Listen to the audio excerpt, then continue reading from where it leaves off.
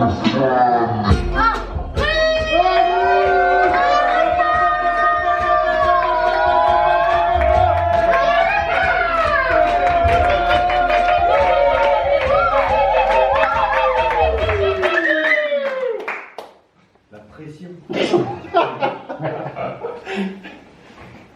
ne devrais pas vous le dire, mais je sors avec ma psy.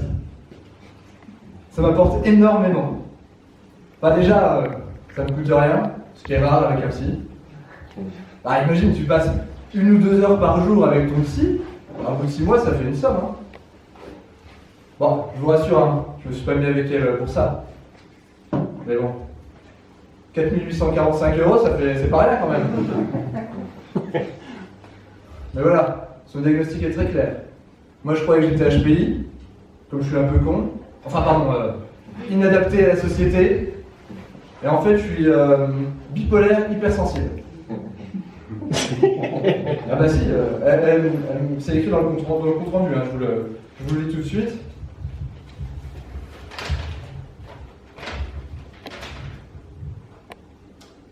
C'est qu'un connard et un égoïste. Ce qui signifie en langage médical bipolaire hypersensible.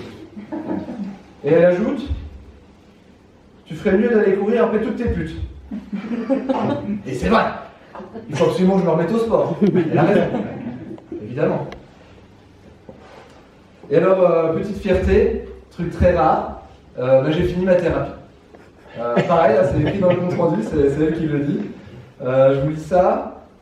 Je ne veux plus jamais te revoir, espèce d'enfoiré. Rends-moi les clés, tu as détruit ma vie. Elle a toujours eu cette tendance à exagérer. Je lui ai déjà rendu ses clés.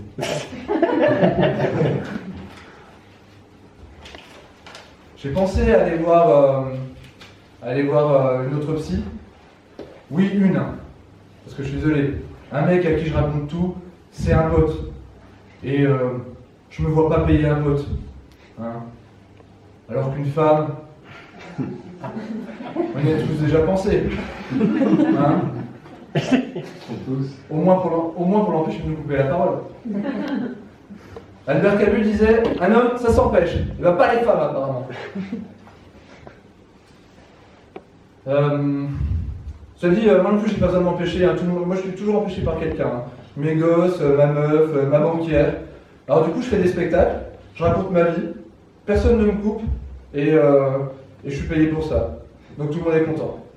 Et puis pour une fois que je peux gagner des sous avec les névroses de ma mère, franchement, bon, on fait pas ça pour l'argent, hein. On fait ça pour le plaisir. Mais bon, l'argent, ça fait plaisir. Bon, on va commencer la séance parce que je vais pas vous faire perdre votre temps. En fait, mon problème, c'est que je suis jamais sûr de rien. D'ailleurs, c'est écrit hein, sur le compte rendu, je vous le relis, hein. J'ai les preuves à l'appui. Tu n'as aucune personnalité, pauvre type. Donc voilà. Et c'est vrai. Par exemple, si je parle avec mon père, qu'on n'est pas d'accord sur un sujet, très rapidement, il va me regarder et il va me dire « Mais enfin, Adrien !» Et moi, je sais pas, je doute, je suis plus sûr de rien. Ou pire, mon meilleur ami. Mon meilleur ami, il a 2 phrases comme ça. On discute, si on n'est pas d'accord, il va me dire « Ben non ». Ou alors il peut dire « Oh là là, n'importe quoi ». Alors je lui réponds qu'il a raison, que j'avais pas vu ça comme ça. C'est un bon argument.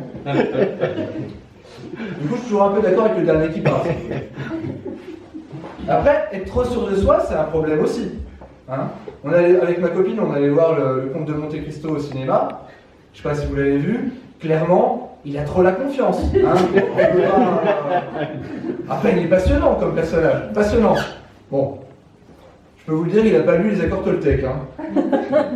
Alors, pour ceux qui ne connaîtraient pas les accords Toltec, c'est un livre qui décrit la philosophie ancestrale maya, qui permet de vivre plus en harmonie avec soi-même et avec les autres. Et après le succès du premier livre, comme ça avait vraiment très bien marché, ils ont sorti les accords Toltec numéro 2. Voilà. Alors les accords Toltec, il y en a 4, je vous les fais rapidement, je vous les raconte rapidement. Le premier accord Toltec, c'est tu auras une parole impeccable. ce qui signifie en langage normal, tu ne mentiras jamais, jamais, jamais. Ça veut dire que dans les années 40, tu ne te caches pas dans leur cave. Jamais, jamais. Ou situation plus grave encore. Ta femme te dit, qu'est-ce que tu penses de la nouvelle voisine? Bah t'as intérêt à être souple hein, pour pas mentir. Hein. Je sais pas, gentil, sympa, pas très posante.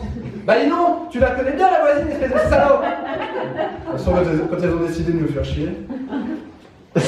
Deuxième accord Toltec. Deuxième accord Toltec, il est interdit de parler... Non, ça c'est Fight Club. Pardon. Deuxième accord Toltec, tu n'en feras pas une affaire personnelle. Bon, c'est de la philosophie de l'âge, on est d'accord.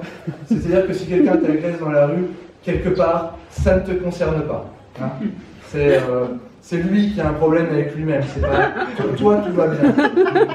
Alors faut faire gaffe, il y a quand même un mec qui a fini cloué sur une croix avec ce genre d'idée de merde. Troisième accord Toltec, tu ne feras pas de suppositions. Cas pratique, depuis quelques jours, ta femme rentre plus tard du boulot, elle est décoiffée, elle sent la transpiration, elle te dit pas bonjour, elle file sous la douche, tu ne supposes pas qu'elle te trompe. Hein? Puis de toute façon, même si elle te trompe, il ne faudrait pas en faire une affaire personnelle. Alors, t'imagines bien. Après, tu verras que très rapidement, l'herpès, ça devient très personnel quand même. Hein. Et quatrième accord Toltec, tu feras toujours de ton mieux. Bon, là, on est sur la recommandation de la maîtresse avant l'atelier coloriage du petit Kevin. C'est pas ma faute, hein, moi, si les accords si la philosophie maya, ça ressemble au règlement de vie intérieure d'une école maternelle. Ça m'étonne pas que les Mayas aient disparu. Non, franchement, il est arrivé des Espagnols au XVIe siècle. C'était Freddy Krueger contre Choupi, quoi. Ah ben on les a fumés, c'est obligé. Pardon. Moi j'imagine très bien la réunion au poste de commandement de l'armée Maya. Bah quoi? Évidemment que j'aurais dit qu'on avait plein d'or. Où est le problème? Mais enfin, on a des lance-pierres, ils ont des fusils. Ils vont venir tout nous prendre, c'est obligé. Mais non, Gérard. Ça, c'est une supposition. Oui, Gérard, c'est un prénom maya à la base. Hein. Ah, je sais pas comment ça s'appelle, un maya. Moi. Non, Gérard, ça, c'est une supposition. Mais enfin, il faut arrêter avec ces accords de merde. Hein. Ils vont venir nous défoncer et puis c'est tout. Non, Gérard. Non, Gérard. Là, je trouve que tu fais de l'extinction de notre civilisation une affaire un peu trop personnelle. Excuse-moi. Bon, puis on connaît la suite, hein. Ils ont fait de leur mieux, puis depuis, tous les écolos d'Europe vont visiter Machu Picchu en compte à court. Ouais, parce que les écolos, ils sauvent le monde avec des manches de brosse à dents en bois. Par contre, ils prennent quand même l'avion pour aller au Mexique. Hein. Ouais, je sais, Machu Picchu, c'est pas au Mexique. On s'en fout, c'est pareil. Qu'est-ce que je voulais vous dire d'autre? Oui, enfin voilà, je suis désolé, moi, les accords Toltec, ça ne marche pas.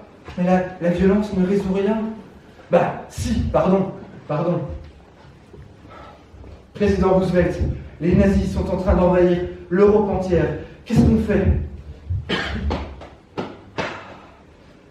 Je trouve pas mon bâton de parole. Bah, qu'est-ce que je dise? Envoyez l'armée! Non, si vous voulez, les Toltecs, comment vous dire? Les Toltecs, ces gens, ils sont... c'est des... Les Toltecs, c'est des victimes.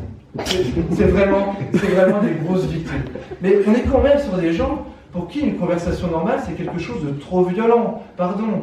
Ils ont inventé le bâton de parole. Vous connaissez ça, le bâton de parole? C'est-à-dire que ces gens, quand ils parlent entre eux, ils tiennent un bâton, et il n'y a que celui qui a le bâton qui a le droit de parler. Et comme ça, il est sûr qu'on ne pourra pas lui couper la parole. Vous comprenez? Moi, je suis désolé. Hein? Si quand on te coupe la parole, tu as l'impression de subir une agression, peut-être t'es pas censé vivre. Ils ont même inventé un geste pour dire qu'ils sont d'accord sans faire de bruit, pour pas déranger celui qui parle. Je sais pas si vous le connaissez, ils font ça avec les mains. Ils font comme ça avec les mains. Ah bah c'est une victime, hein, je vous ai pas menti. Non mais je suis désolé. Ces gens-là ne peuvent pas baiser. Je suis désolé. Tu le vois lui là, avec son corps de lâche là, en train de chercher le bâton de parole. Excuse-moi, chérie, est-ce que je peux te mettre un doigt dans le cul? Lui il est emmerdé, il a le bâton, il a le doigt, il sait plus ce qu'il doit faire. Non, je suis désolé, l'amour, c'est de la conquête, c'est animal, hein, c'est pas un jeu collaboratif. Merde, c'est quoi l'étape d'après, le consentement? Non, je m'énerve pas, mais bon.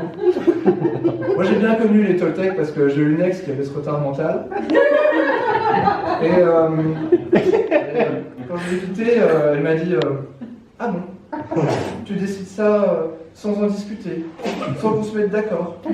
Non, parce que, a priori, chez les Toltecs, tu veux quitter ta meuf, tu organises une réunion éco-citoyenne.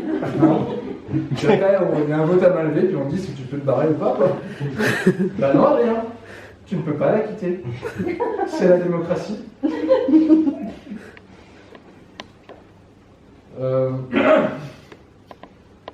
Qu'est-ce qu'elle me dit d'autre dans son courrier?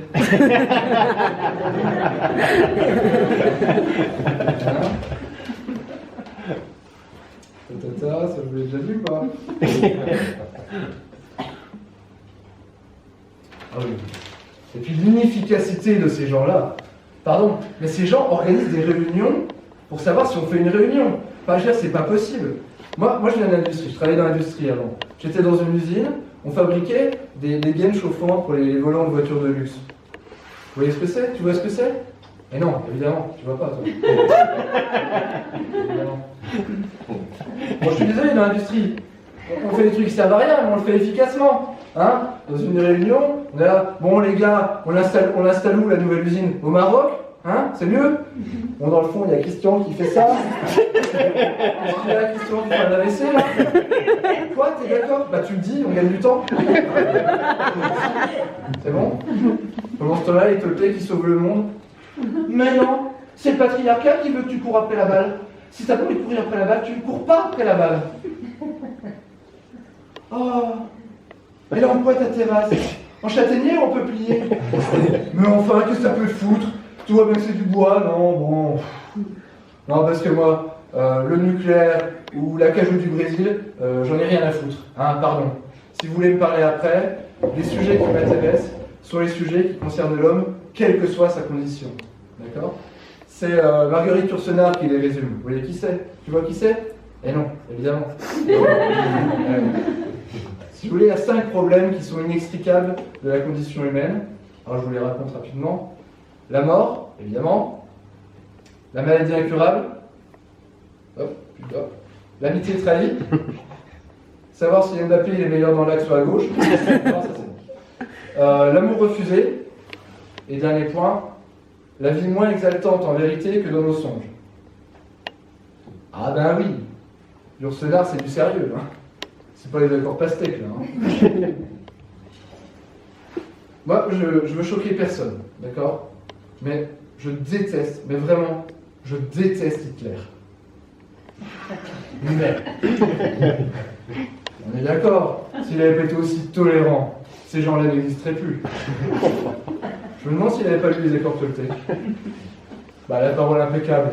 Je peux quand même pas accuser ce mec de mentir. Il me semble qu'il est assez clair sur ce qu'il voulait faire. Bon, c'est vrai que sur ne pas en faire une affaire personnelle et ne pas faire de supposition, ça laisse un peu à désirer. Mais bon, quelque part il a fait de son mieux, et c'est chouette déjà. Si seulement il avait pu lire les accords Toltec numéro 2. Ah. Et puis moi, Hitler, je vois très très bien avec un bâton de parole. Hein. Nein, c'est mon bâton de parole. Bon, il l'a jamais lâché, quoi. Et puis, ça expliquerait le geste de la main silencieux pour montrer qu'on est d'accord. Non, ça se tient. Hein. Le corps de l'âge qui s'est passé pour une victime, c'est limpide. Hein. Hitler, c'est un Toltec, c'est sûr. Hein. Je vois ça, moi. Bref, comme dirait Eva Braun, Passons sur Hitler. Jérôme, tu vois qui c'est? Mais non, tu vois pas. La jeunesse n'est pas une excuse, tu le sauras. Tout ça pour dire que Monte Cristo, c'est pas un Toltec. Et tant mieux, le film aurait été hyper chiant. Alors pour ceux qui n'auraient pas vu le film, Monte Cristo, à la suite d'une sorte d'injustice, de manipulation, il se retrouve enfermé pendant 14 ans en prison. Alors en prison, tout seul dans sa cellule, sur une prison qui est sur une île, où il n'y a que la prison sur l'île. D'accord? Donc vraiment, il est coincé pour le reste de sa vie. Et au bout de 14 ans, il réussit à s'évader. En termes de miracle, on est bien à 9 sur 10 sur l'échelle de Bruce Willis. D'accord? Et alors, 14 ans en prison, il sort, au lieu de remercier le ciel, le mec a soif de vengeance. Pardon, mais 14 ans en prison, il y a d'autres choses à faire en sortant, hein? C'est quoi ce que vous faites en premier en sortant, après 14 ans de prison? Bah oui, vous aussi. Bah on s'inscrit sur Tinder, évidemment. Il me semble qu'il y a des choses un peu plus pressantes que se venger. Puis alors, Monte Cristo, son drame, c'est pas 14 ans en prison, non. Son drame, c'est qu'on lui a piqué sa meuf d'il y a 14 ans. Franchement. En plus, la meuf, elle est pas ouf. Franchement, c'est pas... Mais je comprends qu'il soit en colère, bien sûr, je comprends. Mais si t'es obligé de tuer tous les gens que tu connais pour récupérer ta meuf d'il y a 14 ans, meuf pas ouf en plus. Franchement, je sais pas si je le fais. En plus, dans les gens à tuer, il y a le fils de la meuf. Alors, admettons qu'il la récupère. Admettons. Tu me diras pas que ça va pas nuire à la relation de couple quand même. Hein. Moi, je les vois très bien chez le psy de couple. Hein. Alors, madame, à quoi on doit cette méfiance à l'égard de votre compagnon? Ah ben, je sais pas, il a quand même tué mon fils et tous nos amis. Là, si. Bon, là, t'as Monte Cristo qui monte dans les tours, hein. Bon, ça va, on va pas parler de ça pendant 107 ans. Je me suis excusé pour tout ça, hein. On a le droit à une seconde chance? Non. Ah ben, Monte Cristo, c'est un nerveux, hein. Si tu menaces de te mettre le bâton de parole dans le cul, tu rigoles pas, hein. T'appelles le cas.